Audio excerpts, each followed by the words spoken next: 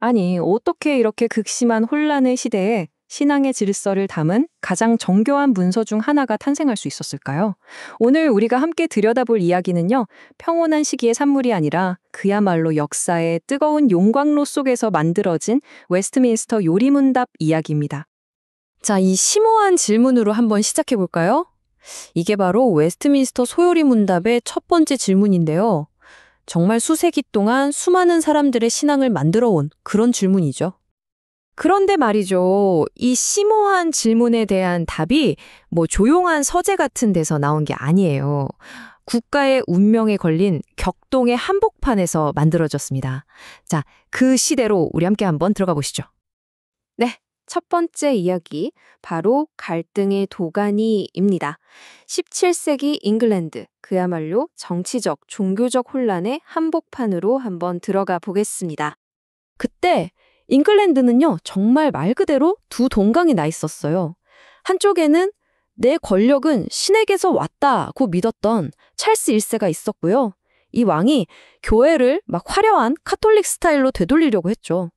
그리고 다른 한쪽에는 절대 안 된다 하면서 왕의 힘을 줄이려 했던 청교도 중심의 의회가 딱 버티고 있었던 겁니다. 이 엄청난 충돌이 결국 나라를 내전 바로 앞까지 몰고 간 거죠. 자, 내전이 코앞에 닥치니까 의회 입장에선 스코틀랜드의 군사적 도움이 너무나 절실했던 거예요.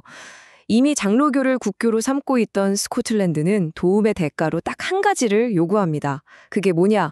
바로 잉글랜드 교회가 자기네들처럼 같은 신앙으로 통일되어야 한다는 거였어요. 이게 바로 그 유명한 엄속 동맹과 언약인데요.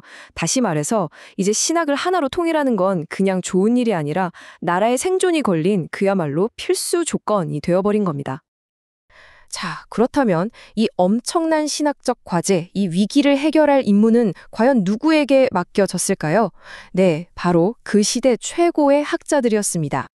자, 이 숫자 한번 보시죠. 1163. 이게 뭘 의미하는 숫자일까요? 이게요, 웨스트민스터 총회가 5년 반 동안 거의 매일같이 열었던 회의 횟수입니다. 1163번이요. 전쟁이 한창인 그 포화 속에서 이런 엄청난 헌신과 노력이 있었다는 거 정말 상상만 해도 대단하지 않나요? 여기서 정말 유명하고 또 흥미로울 일화가 하나 있어요. 총회가 하나님은 어떤 분이신가? 이 엄청난 질문 앞에서 꽉 막혀서 답을 못 찾고 있었던 거예요. 그때 한 회원이 기도 중에 이렇게 부르짖었다고 해요. 오 하나님, 당신은 영이시며. 놀랍게도 총회는 이 기도를 하나님의 응답이라고 생각하고 이걸 그대로 공식적인 답으로 채택해버립니다. 이게 뭘 보여주냐면요. 이들의 작업이 그냥 머리로만 하는 지적인 활동이 아니라 정말 깊은 경건함에 뿌리를 두고 있었다는 걸 아주 잘 보여주는 대목이죠. 자, 그럼 이제 총회가 만들어낸 핵심적인 신학 구조를 한번 살펴볼까요? 이게 마치 신앙을 위한 하나의 거대한 건축 설계도 같았다고 생각하시면 쉬워요. 이 모든 설계도의 가장 단단한 기초, 그게 바로 오직 성경이었습니다. 이게 그 당시로서는 정말 혁명적인 생각이었어요. 왜냐하면 교황도 아니고 왕도 아니고 교회의 전통도 아니고 오직 성경만이 최종 권위라고 선언한 거니까요. 그래서 중요한 건 이 요리문답이 성경을 대신하는 게 절대 아니라는 겁니다. 오히려 성경이 가르치는 그 방대한 진리를 우리가 체계적으로 이해할 수 있도록 도와주는 아주 충실한 안내서 역할을 하는 거죠. 그리고 그 설계도에서 가장 중심이 되는 도구가 바로 언약신학입니다. 이건 뭐냐면 성경 전체를 마치 한 편의 거대한 드라마처럼 보게 만드는 해석의 틀이에요. 그리고 그 드라마의 주인공은 바로 하나님과 인간, 그리고 그 둘 사이의 관계인 거죠. 이 언약신학이라는 드라마는 크게 세 막으로 이루어져 있다고 생각하면 아주 쉬워요. 자, 제1막은 세상이 창조되기도 전에 세워졌던 구원을 위한 궁극의 계획이고요. 제2막은 인류 대표였던 아담이 실패하면서 깨져버린 최초의 계약입니다. 그리고 마지막 제3막은 바로 그 깨진 계약을 회복하기 위한 예수 그리스도의 위대한 구출 작전인 거죠. 이 세 가지가 구원 이야기의 핵심 뼈대를 이루는 겁니다.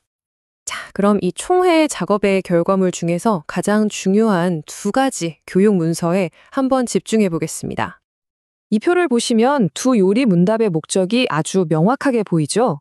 소요리 문답은 107개의 질문으로 아이들이나 처음 믿는 분들도 쉽게 배울 수 있도록 신앙의 기초를 다져주는 역할을 하고요. 반면에 질문 수가 거의 2배나 되는 대요리 문답은 목회자들이 설교를 준비하거나 또 신자들이 신학을 더 깊이 파고들 수 있도록 만든 훨씬 전문적인 안내서라고 할 수 있습니다. 하지만 이 둘은 아주 중요한 공통점이 있어요. 바로 동일한 구조를 공유한다는 거죠. 제1부는 우리가 무엇을 믿어야 하는가, 즉 교리에 대한 내용이고요. 제2부는 그렇다면 어떻게 살아야 하는가, 바로 윤리에 대한 내용입니다. 여기서 주는 핵심 메시지는 아주 명확해요. 믿음과 삶은 절대로 분리될 수 없다는 겁니다. 자, 그럼 이제 이 역사적인 문서가 수백 년이 지난 오늘날, 특히 우리 한국 교회에까지 어떻게 영향을 미치고 있는지 한번 살펴보겠습니다.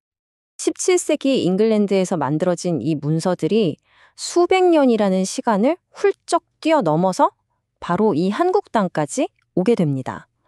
초기 선교사님들을 통해서 전해진 이 신앙 고백은요, 한국 장로교회, 특히 보수적인 신학의 정체성을 만드는 아주 핵심적인 기둥이 된 거죠.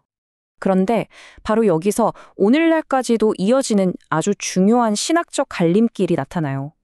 예를 들어 예장합동 같은 보수적인 교단들은 1647년에 나온 원본을 그대로 지키는 반면에 다른 교단들은 1903년에 미국에서 수정된 버전을 따르고 있거든요. 아니, 왜 그럴까요? 그건 보수 교단 쪽에서 볼 때 1903년 수정판이 인간의 자유의지를 좀 더 강조하는 식으로 바뀌면서 원래의 신학적 순수성이 훼손되었다고 보기 때문이에요. 그러니까 이건 그냥 과거에 집착하는 게 아니라 자신들의 신학적 정체성을 지키려는 아주 중요한 결단인 셈이죠. 자, 이렇게 해서 마침내 우리가 맨 처음 던졌던 그 질문으로 돌아왔습니다. 사람의 제일 되는 목적은 무엇인가? 그 수많은 논쟁과 기도의 끝에서 나온 답은 바로 이것이었습니다. 사람의 제일 되는 목적은 하나님을 영화롭게 하는 것과 영원토록 그를 즐거워하는 것이다. 정말 놀랍도록 간결하면서도 우리 삶의 모든 의미를 담고 있는 깊이 있는 답변이죠. 이게 오늘 우리가 함께 생각해 볼 마지막 질문입니다. 400년도 더 전에 그 극심한 갈등 속에서 벼려진 이 하나의 답이 어떻게 시대를 뛰어넘어서 오늘날 수백만 명이 신앙을 이끌고 또 그들의 삶의 방향을 제시할 수 있는 걸까요? 이 질문에 대해서 여러분도 한번 깊이 생각해 보시는 시간이 되었으면 좋겠습니다.